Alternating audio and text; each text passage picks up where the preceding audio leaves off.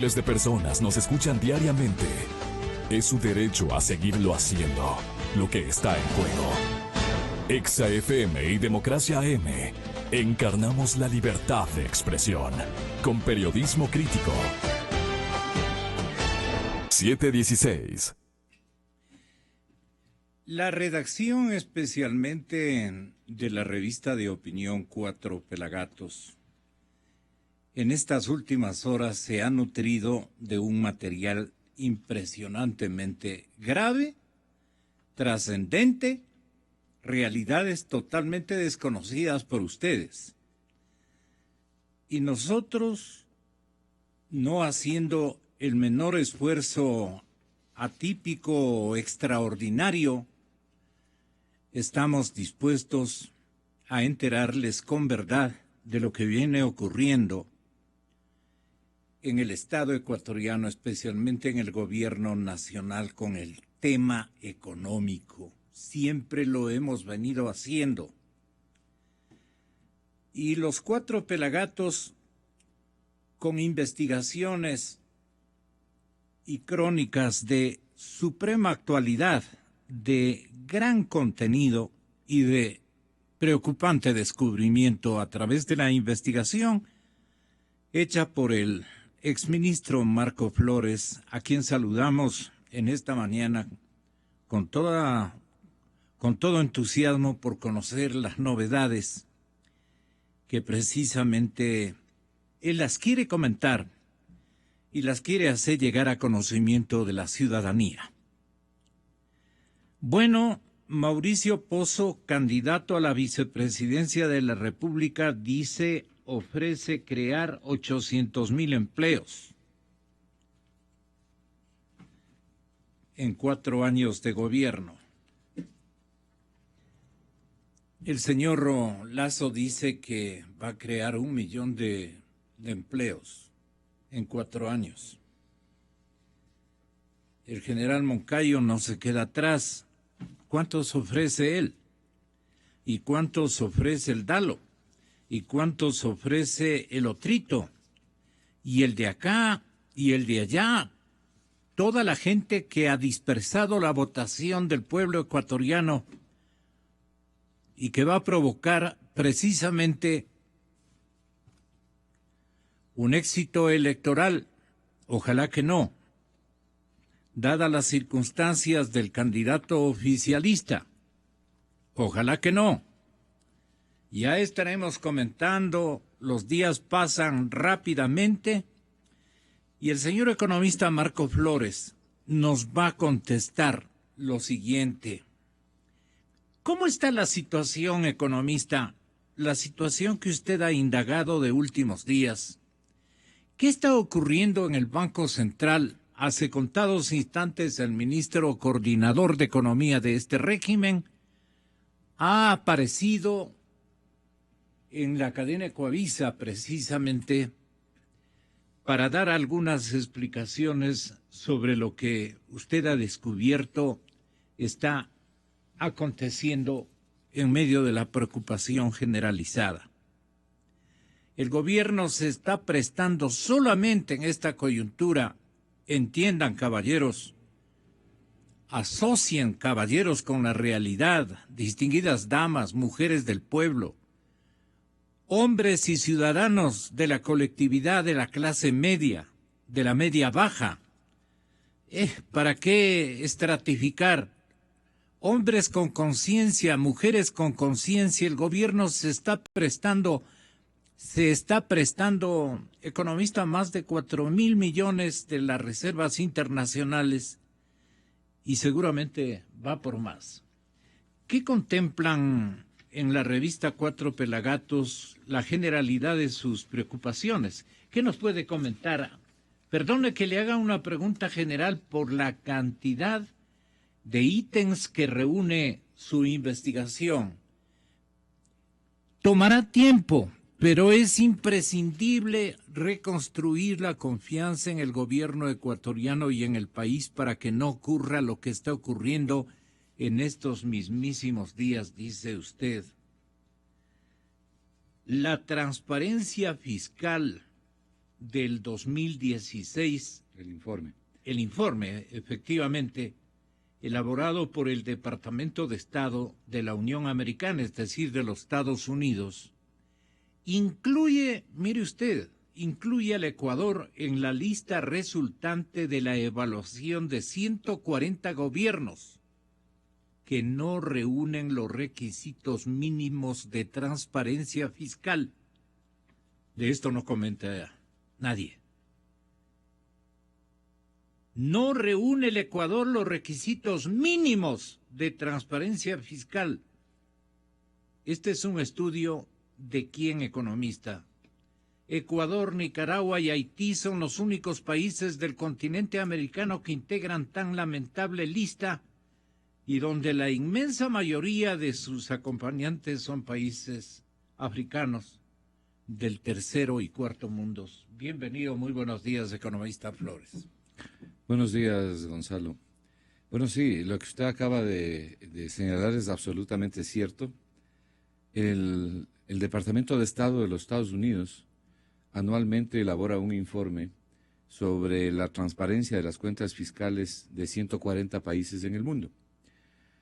Yo leí el informe del año 2000, publicado en el año 2016, y penosamente encontré que el Ecuador, que nuestro país ha sido incluido en este informe, con el señalamiento de que las cuentas fiscales no reúnen las transparencias mínimas y por lo tanto el Ecuador pasa a formar parte de la lista negra que consta en este informe. Y como usted bien ha dicho, del continente latinoamericano, junto con Ecuador solamente está Nicaragua y Haití. Las personas que quieran leer ese informe lo pueden encontrar en el Internet, está en inglés, pero lo pueden encontrar en el Internet, Transparencia Fiscal 2016, Departamento de Estado de los Estados Unidos. Las consecuencias para el Ecuador y sobre todo por el lado de la inversión son gravísimas, porque estar en una lista de esta naturaleza afecta directamente los grados de confianza, sobre todo por el lado de la inversión para el país.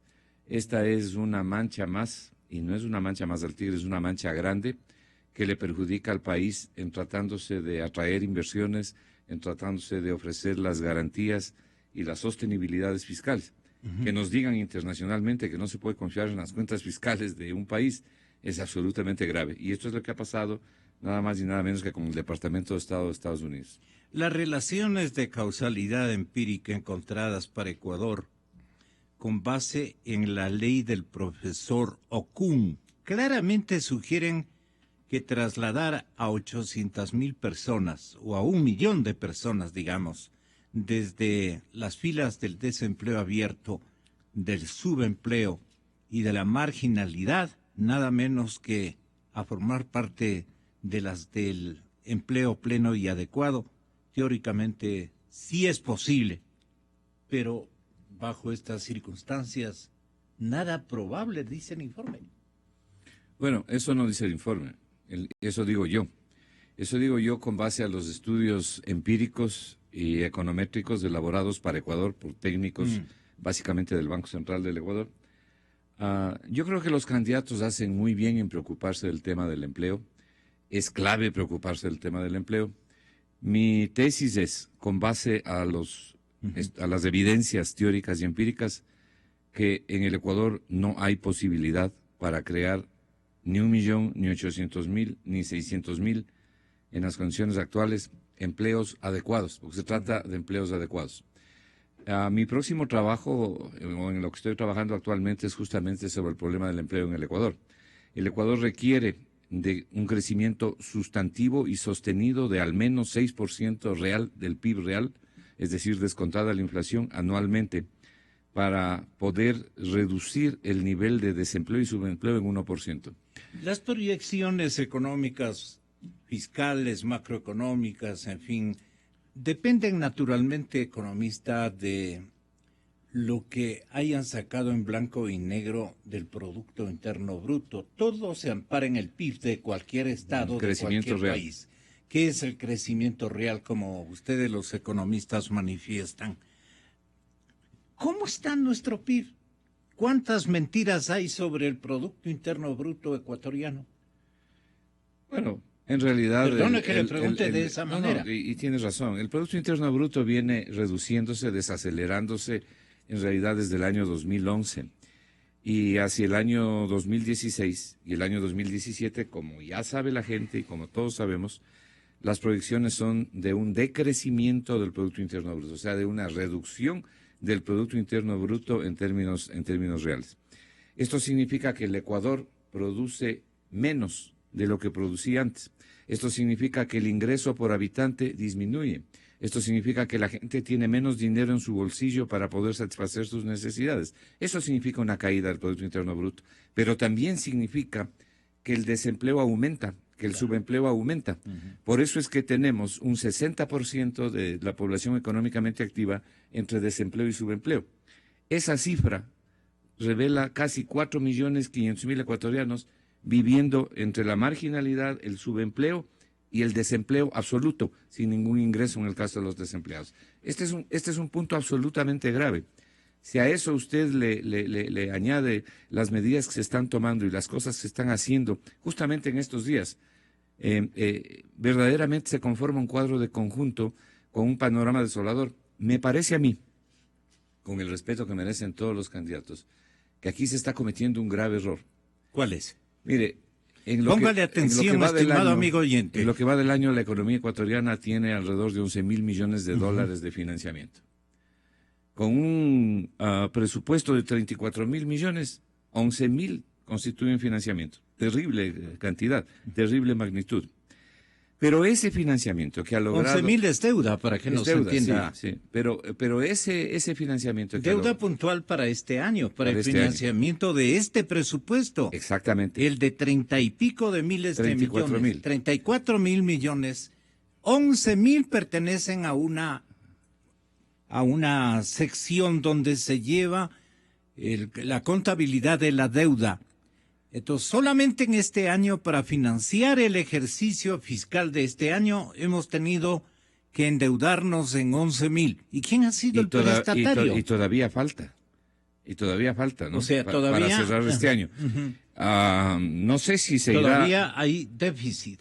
Claro, todavía se requiere conseguir dinero. Y no sé si para eso se entregará el campo... cantidad? No sé, para eso se entregará el campo Sacha. No creo que menos de 2.000 a 3.000 millones.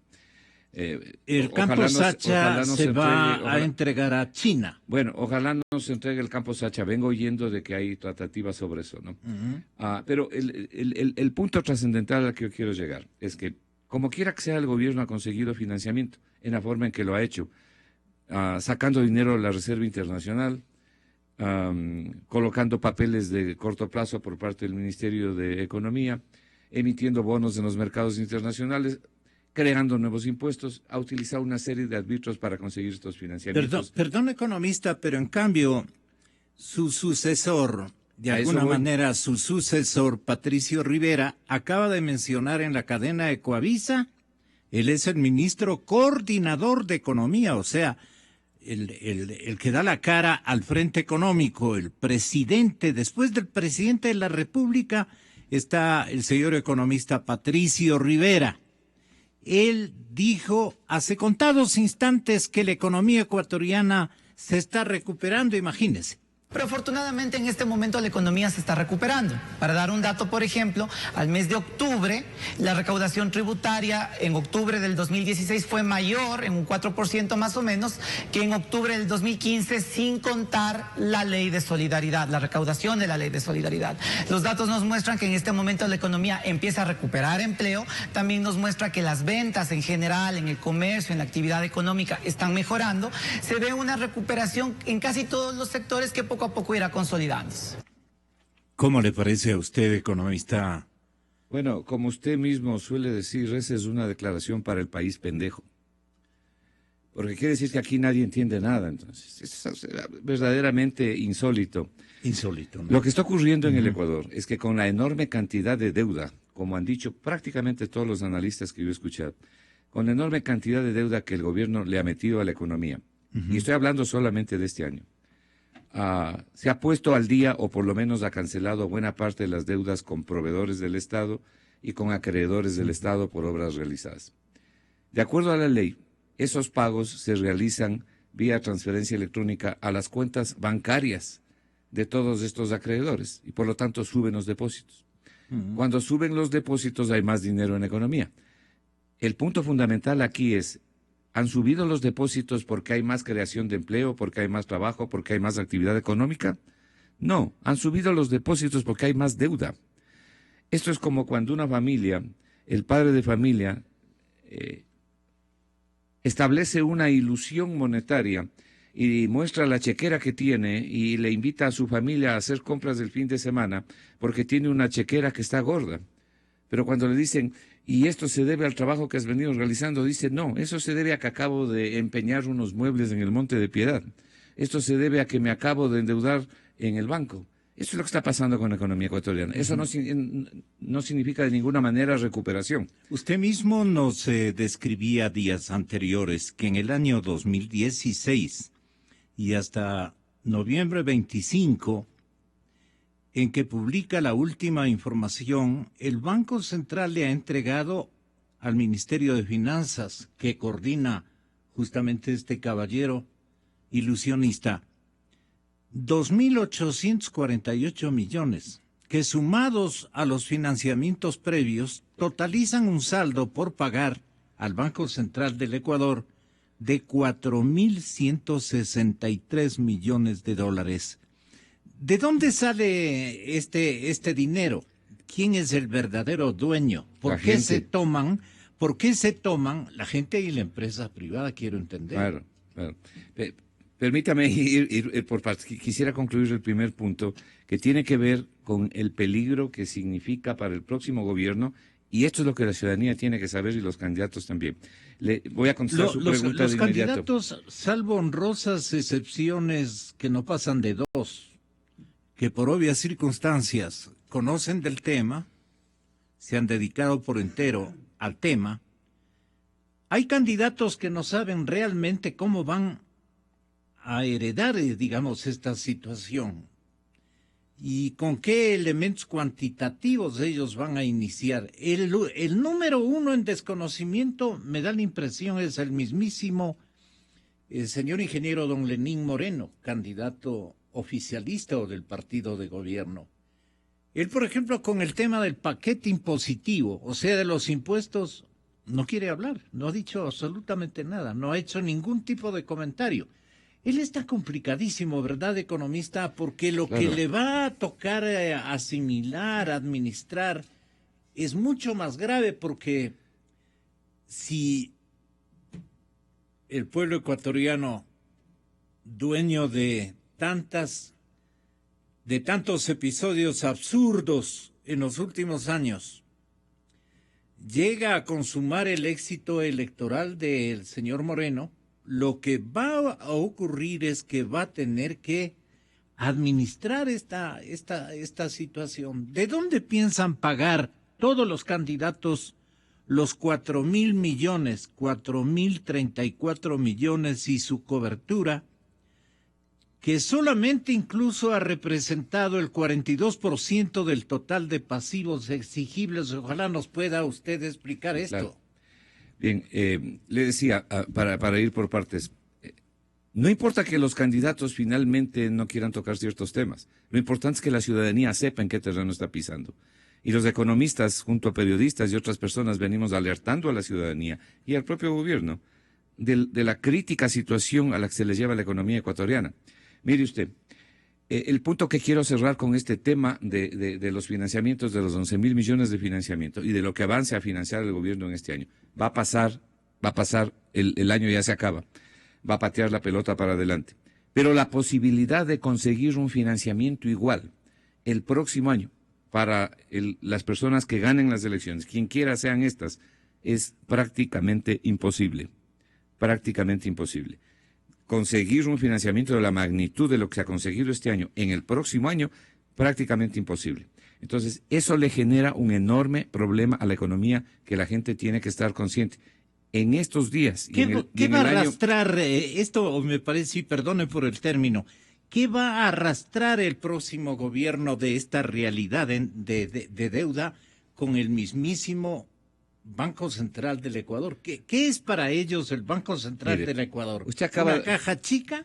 Sí, claro, eso es lo que ha pasado. Y yo luego me quiero referir a las disposiciones legales porque yo creo que en esto eventualmente habrá responsabilidad de los administradores. No puede ser que al Ecuador se le someta a lo que se le está sometiendo en términos del uso de la Reserva Internacional. Tenemos bastante material sobre la mesa, permítame ir por partes. A ver, el próximo gobierno lo que va a recibir es una lista cuantiosa de obligaciones. Una lista cuantiosa de obligaciones por pagar. Por pagar. Esta que usted acaba de señalar, al 25 de noviembre, 4.163 millones de dólares es la deuda con el Banco Central que tiene el gobierno central, o sea, el Ministerio de Economía. Solo con el Banco Central. ¿De dónde salió esa plata, me decía Correcto. usted? De las reservas internacionales.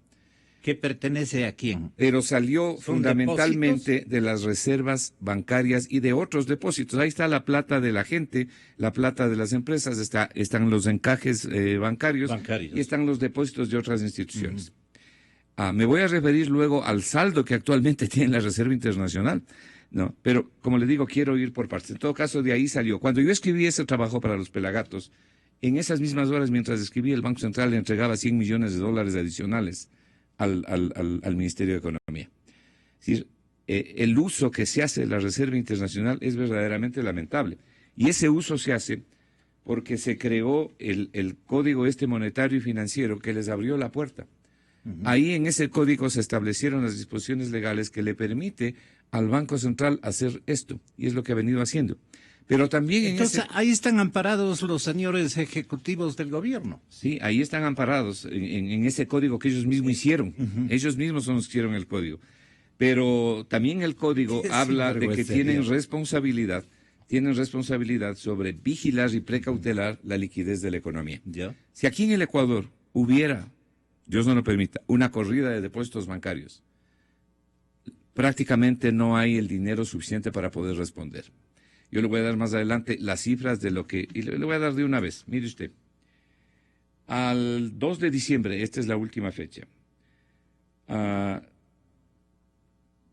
de los 9.639 millones que constituyen los pasivos exigibles que tiene la Reserva Internacional, o sea, 9.639 millones el Banco Central tiene que respaldar, porque estos 9.639 millones de la Reserva Internacional es lo que tiene que respaldar el Banco Central con las reservas internacionales. Solamente tiene 3.885.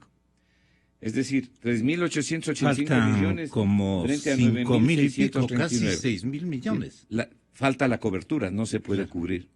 Porque el Banco Central viene actuando como banco comercial, utilizando parte de la plata que tiene para darle crédito, pero sucede que le da crédito al gobierno central, es decir, al Ministerio de Economía, y también le ha entregado 2.000 millones de dólares, que es el saldo de lo entregado a la banca pública. Es decir, el Banco Central está Pero financiando háganle entender esto. a la gente para qué se sirven las reservas internacionales.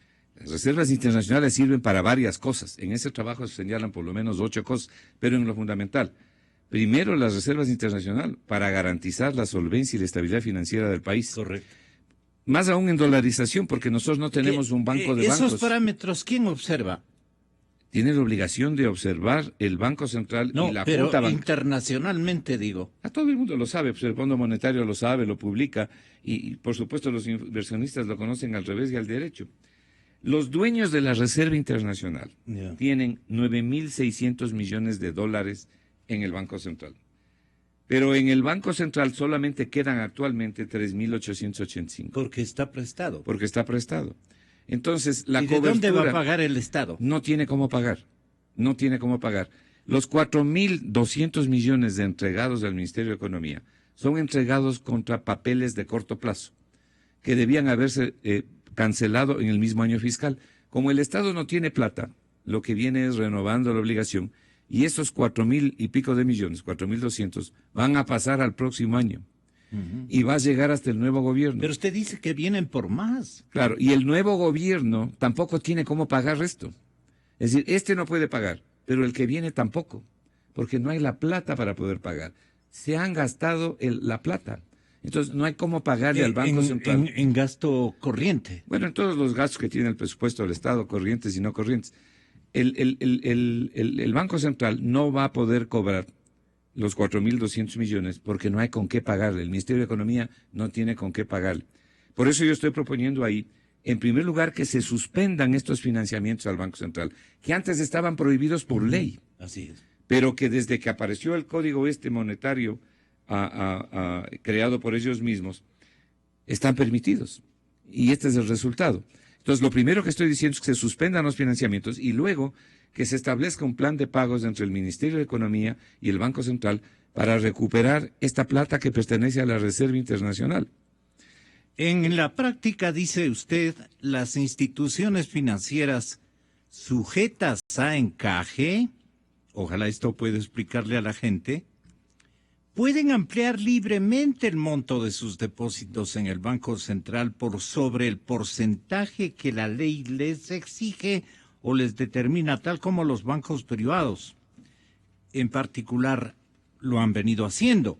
Sin embargo, como el excedente no está inmovilizado por el porcentaje de encaje legal exigible y por lo tanto es de libre disponibilidad de las instituciones propietarias, ojalá esto nos ponga en blanco y negro, el Banco Central no podría utilizarlo, por ejemplo, para estructurar financiamientos al gobierno central o a la banca pública, no a la banca privada, a la banca pública. Para poder hacerlo tendría que aumentar dicho porcentaje de encaje al menos hasta que el excedente desaparezca.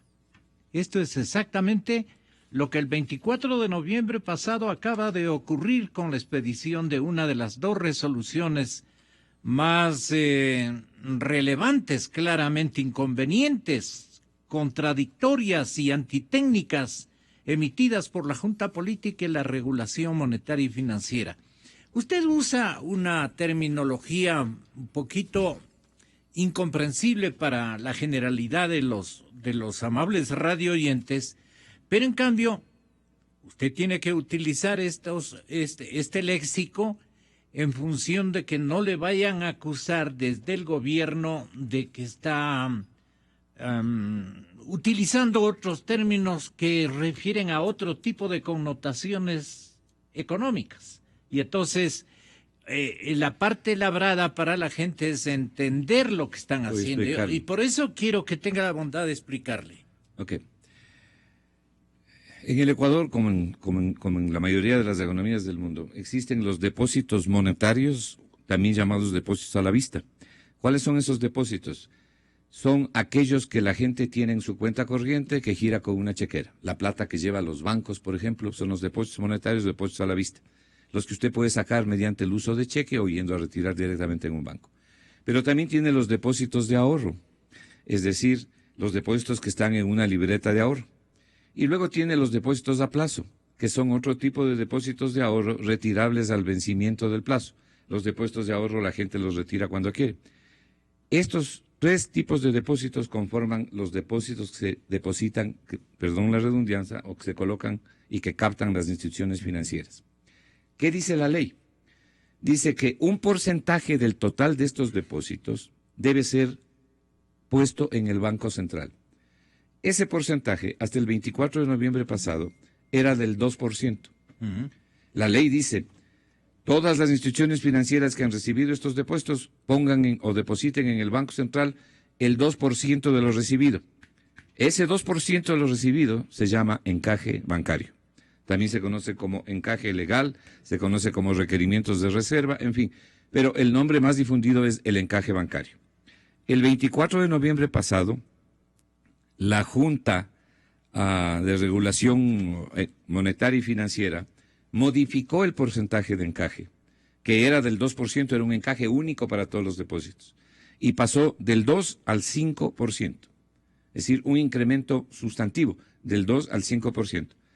Y dijo, de hoy en adelante, más bien dicho, a partir de esta fecha en que esta regulación ha sido emitida, pero con aplicación a partir del 15 de diciembre, las instituciones ya no van a depositar el 2% de los depósitos recibidos, sino el 5% de los depósitos recibidos.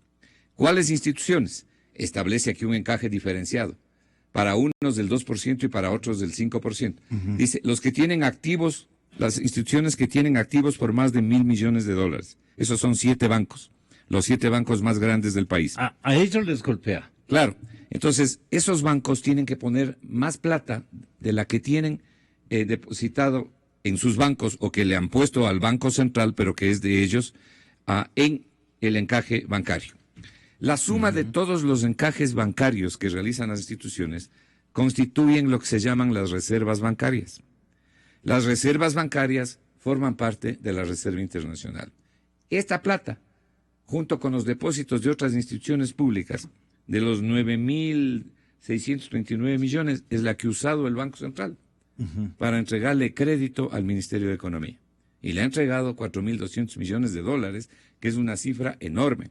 Y aumenta, digamos, el caudal de estas reservas a través del encaje, el aumento de los 3 puntos del encaje. Por supuesto. El aumento de los 3 puntos del encaje, de acuerdo a mis cálculos, va a estar en el orden de los 700 a 800 millones que se van a depositar en el Banco Central de manera obligatoria, no de manera voluntaria por parte de los bancos, sino de manera obligatoria. Dicho de otra manera, se van a inmovilizar entre 700 a 800 millones como consecuencia del incremento del encaje, se van a inmovilizar 700 a 800 millones de los bancos privados en el Banco Central.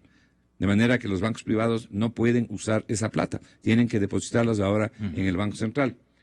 ¿Qué significa eso? Eso significa que van a tener mayores recursos disponibles en el Banco Central. Por ejemplo, por si acaso se les ocurra dar más créditos al Estado ecuatoriano. Por eso yo les decía que mientras escribía esto para los pelagatos, el Banco Central le entregaba $100 millones más al Ministerio de Economía. Ya no le dieron tiempo de registrar esos 100 No, porque yo hice el corte al 25 de noviembre y esto ocurre ya con corte al 2 de diciembre. Es decir, es tan rápido las cosas que ni siquiera uno alcanza. Y Patricio Rivera reivindica lo siguiente. Que hay un grupo de banqueros, de analistas de banqueros, que básicamente o están en campaña o tienen dolor de bolsillo. Lo que básicamente ha pasado es que le están contando una verdad a medias a la ciudadanía. Primero, la Junta de Regulación Monetaria Financiera ha tomado un conjunto de resoluciones que benefician al ciudadano.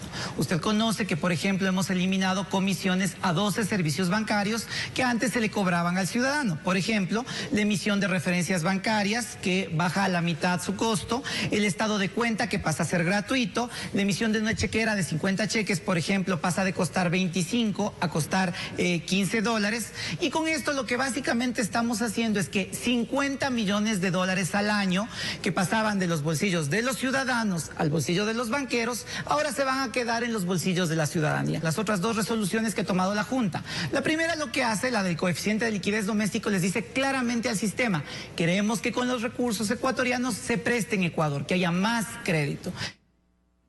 Mire usted, ¿este es realidad o cinismo? Lo que está diciendo la persona que acaba de hablar.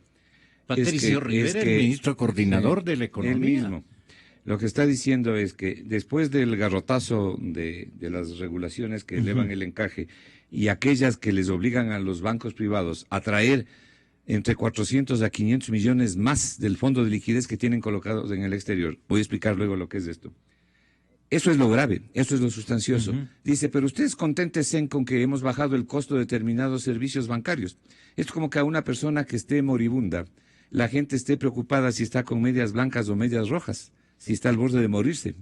Es decir, querernos decir, oiga, agradezcan porque les he bajado el costo de algunos servicios bancarios. Por eso le digo, me parece cínico. Mientras está ocurriendo lo que está ocurriendo, verdaderamente es un asunto intratable. Así es. Mire, esto de aquí... Yo quería dar a conocer a la audiencia, y creo que es el momento oportuno. Me han enviado el análisis de impuestos que se han impuesto, valga la reincidencia, ¿cómo es? Sí. En estos 10 años, atentos, el análisis de impuestos que se han impuesto en estos 10 años, así me mandan la información, son los siguientes, es un paquetito de impuestos que pagamos actualmente. Hago la correspondiente pausa para que ustedes tengan la bondad, ojalá, de tomar papel y lápiz, para que sepan lo que estamos pagando de impuestos. Impuesteros. Son más de 60. IVA 14%, ICE 10%, impuesto a la salida de capitales 5%, aranceles promedio 20% a 30%, salvaguardias 15%, 25% y 40%. Que me diga, Leonardo, si yo estoy mintiendo. Salvaguardias, repito, 15%, 25%, 40%. Impuesto al patrimonio. Impuesto a las tierras, perdonen por la R, impuesto a las tierras rurales. Impuesto a la plusvalía. Hasta el 75%, ojalá esto le pueda explicar a la ciudadanía. Ellos dicen que no es 75%, que lo están desinformando o lo estamos desinformando varios analistas y los medios de comunicación, que no hay tal el 75%, impuesto a la plusvalía, impuesto a las herencias, legados y donaciones. También está pagando usted. Impuesto a la salida de dinero por aeropuertos, más de $1,098. No entiendo esto. Impuesto Solca, contribución integral para la atención al cáncer. El ICE, servicio de televisión por cable. Impuesto a membresías de clubs. Otro impuesto que se llama FODINFA, importaciones, está destinado a las importaciones. Más de 60.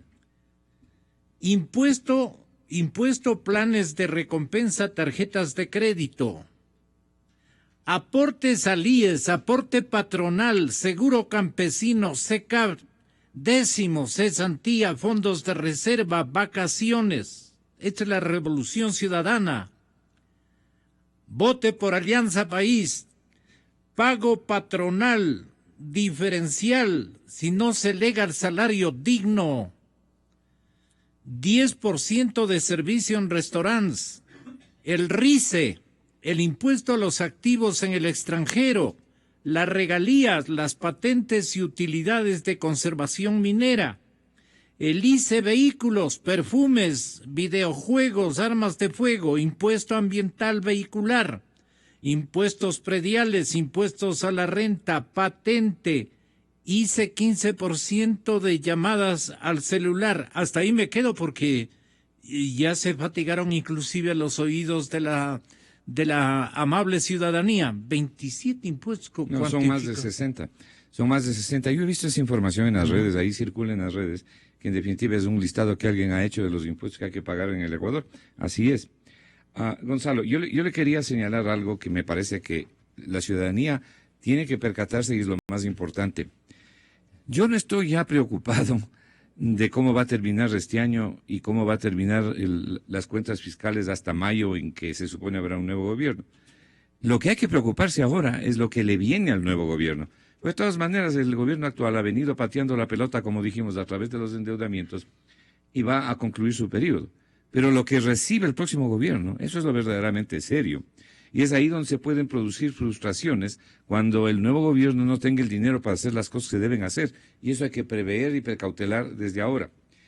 Este es la parte pertinente del Código Orgánico Monetario y Financiero, como usted está viendo aquí, que está publicado en el registro oficial del viernes 12 de septiembre del 2014. Este Código Orgánico Monetario y Financiero fue elaborado por las actuales autoridades, es decir, en este gobierno. Y es importante tomar en cuenta que lo que está ocurriendo ocurre porque en el artículo 14 de este código, en el artículo 14, numeral 8, incluyeron algo que es lo que está causando todo este desbarajuste con el Reserva Internacional. Ese literal 8 dice, entre las facultades y las funciones de la Junta esta bancaria, está autorizar la política de inversiones de los excedentes de liquidez de las reservas internacionales. Este numeral del artículo 14 les abre la puerta, les ha abierto la puerta para que le financien al gobierno con plata de la Reserva Internacional. La Reserva Internacional es la que garantiza la solvencia del país, la que permite pagar la deuda externa, la que permite controlar la liquidez de la economía. Mire, la liquidez de la economía es para la economía lo que la sangre es para una persona. Si usted no tiene sangre suficiente en su cuerpo, se muere o se pone muy grave, se pone muy malo. Si usted no tiene el dinero adecuado, necesario y suficiente en la economía, ocurre lo mismo con la economía. La economía fallece y entonces tenemos problemas graves. Luego, el numeral 13 les obliga a estos caballeros que están haciendo esto, les obliga a planificar, regular y monitorear los niveles de liquidez de la economía. Ellos tienen la obligación de monitorear y regular los niveles de liquidez de la economía. Y el 14 dice definir los criterios a seguir para la gestión de los excedentes de liquidez. Ellos tienen la obligación de cuidar la adecuada liquidez de la economía. Por eso le decía, si aquí hubiera algún problema, algún shock de origen interno o externo, no tendríamos literalmente el dinero necesario y suficiente para poder responder. Estamos un poco a merced de la suerte. Entonces, estas son las cosas preocupantes del uso de los recursos de la Reserva Internacional. El desconcierto, la angustia que se genera y se crea en la economía. Pero no solamente eso, no solamente que se ha subido el encaje bancario, sino que el mismo 24 de noviembre, mediante otra resolución de la propia Junta, se resolvió, como dije hace un momento, obligar fundamentalmente a los bancos a repatriar recursos que tenían ellos formando parte del fondo de liquidez. El fondo de liquidez, para que la ciudadanía sepa, es la cantidad de dinero que tienen las instituciones financieras y que fundamentalmente estaban depositadas en el exterior como garantía, como respaldo de las obligaciones contraídas por esas instituciones, como respaldo hacia la gente y a las empresas que depositaron su plata en estas instituciones, ya que no tenemos un banco central en dolarización, que sea banco de bancos, que pueda salir en auxilio del sistema financiero con suficientes recursos cuando se necesita, porque lo único que tiene el Banco Central es la plata de la Reserva Internacional, y la Reserva Internacional ya vemos cómo está. Los bancos, con buen criterio, decidieron ahorrar, tomar una parte de los depósitos y conformar el llamado fondo de liquidez para garantizar las eventualidades. Esa fue una medida inteligente, sensata y responsable.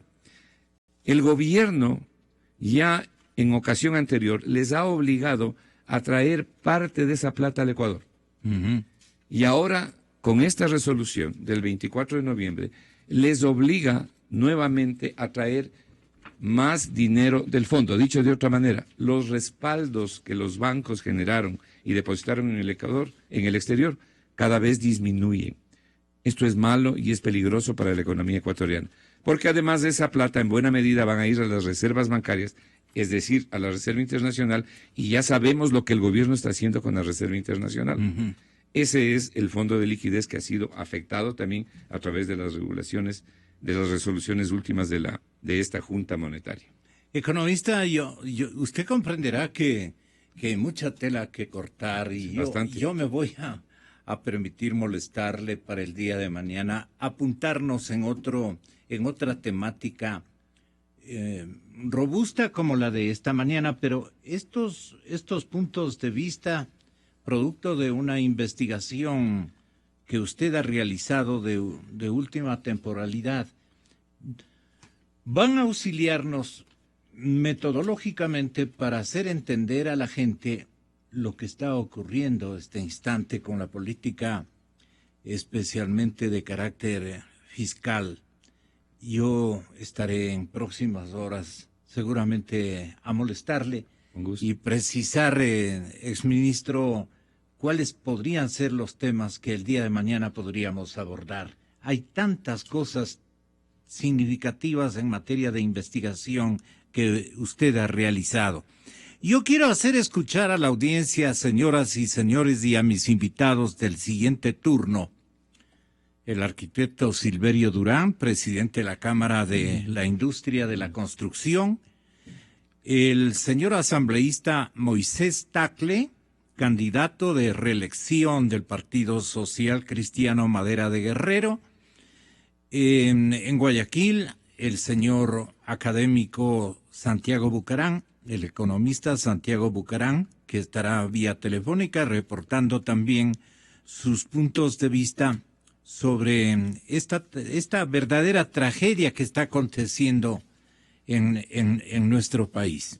Y obviamente invocamos, ojalá, la presencia del candidato de Alianza País, Lenín Moreno, para que esclarezca también desde su punto de vista respetable, respetabilísimo este momento, su punto de vista independiente de los planes estratégicos, de las invenciones y de las planificaciones por salvar su tormentosa situación económica de parte del gobierno. Pero él, que quiere heredar estas realidades complicadísimas, también está en obligación de decirle a la ciudadanía qué piensa de todo esto. ¿Qué piensa Lenín Moreno de todo lo que está aconteciendo?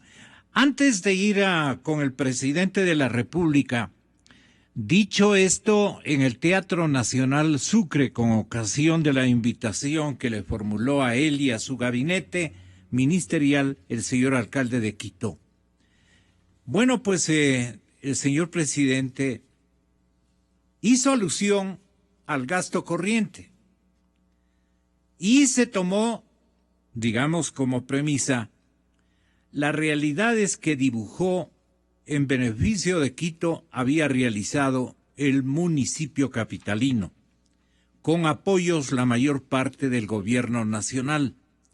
Y entonces Rafael Correa nos dijo a todos los ecuatorianos, y esto también es gasto corriente, todo lo que ustedes están oyendo en el inventario realizado por el señor alcalde, esto también es gasto corriente. ¿Por qué critican el gasto corriente si también en la alcaldía de Quito ha habido gastos corrientes? Y acaba de hacernos entender a la ciudadanía del Ecuador el mismísimo alcalde de la capital de la República. Nunca aclaró, yo esperaba que esclarezca la situación el señor alcalde, pues no, convocado como el que más, hacerle entender que no es un gasto corriente, algunos rubros que él especificó. Pero el señor presidente en mucho tuvo razón. ¿Por qué es gasto corriente para unos y por qué es malo el gasto corriente para otros? Esto quiero que escuchen mis invitados. Vuelvo y repito, Moisés Tacle, Silverio Durán y en Guayaquil, Santiago Bucarán. Señoras y señores, esto dijo el presidente Correa. He escuchado las obras que se realizan, maravillosas, multimillonarias, como el Metro de Quito, donde el gobierno nacional, esto fue un proyecto diseñado junto al gobierno nacional con las administraciones municipales, y donde el gobierno nacional aporta 750 millones de dólares, el aporte más grande de la historia del país a un gobierno local. Además, hemos dado los avales para cerca de 1.100 millones en financiamiento adicional. Eso significa, digamos, la garantía soberana. Eso implica que en el caso de multilaterales nosotros no podemos ya acceder a ese crédito porque está comprometido para, en este caso, el gobierno local de Quito. Pero no solo eso, eso se contabiliza como deuda pública y particularmente como deuda externa. Así que cuando vengan los críticos de la deuda externa y la deuda pública, por favor recuérdenle que eso significa obras tan trascendentales como el Metro de Quito.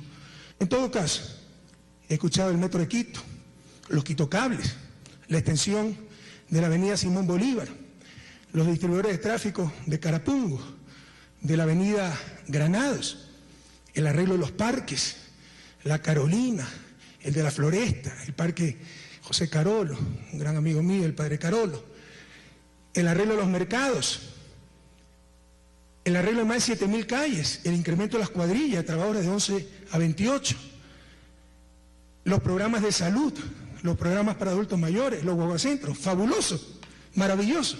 Qué bueno que Quito tenga todo eso. Pero no sé si conocemos que eso se llama gasto público. Y no sé por qué algunas veces se critica el gasto público y otras veces se lo aplaude. Usted ha llamado, señor alcalde, a la a la coherencia, a tener una campaña electoral de mayor nivel, empecemos con tener un solo estándar. Por supuesto que para dar oportunidades, para garantizar derechos, para alcanzar el buen vivir, se requiere gasto público. Y gasto público financiado con tasas, con cobro de servicios, con un sistema tributario donde es elemental, por principio de justicia, que el que más tiene, más paga. Eso es parte fundamental de la gobernabilidad y de la acción de gobernar. Obtener recursos sociales con justicia, el que más tiene, más pague, para convertir esos recursos sociales por medio de adecuado gasto público en igualdad de derechos, de oportunidades, en bienes públicos para el buen vivir de todas y de todos. Pero usted ha evidenciado, señor alcalde, lo importante de un adecuado gasto público. Así que, por favor, a los candidatos a las próximas elecciones, a no jugar con cosas fundamentales. No habrá buen vivir sin adecuado gasto público para justicia social, equidad, bienes públicos, oportunidades, derechos para todas y para todos, empezando por las quiteñas y los quiteños.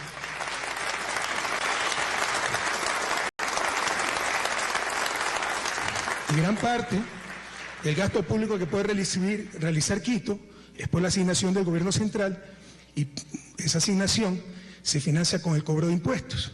Pero todos los días escuchamos críticas y escuchamos a muchos candidatos hablar de reducir impuestos. A casi ninguno hablar de reducir evasión, que se ha minimizado, pero todavía existe. Hablar de reducir gastos. Pues bien, la asignación a los gobiernos locales, en este caso Quito, cerca de 300 millones de dólares. Todos los gobiernos locales, más de 3.000 millones de dólares, se llama gasto público. Y sin gasto público, Quito, Guayaquil, Cuenca, los diferentes municipios no tendrían los servicios que nos ha enumerado el señor alcalde. Hasta ahí la parte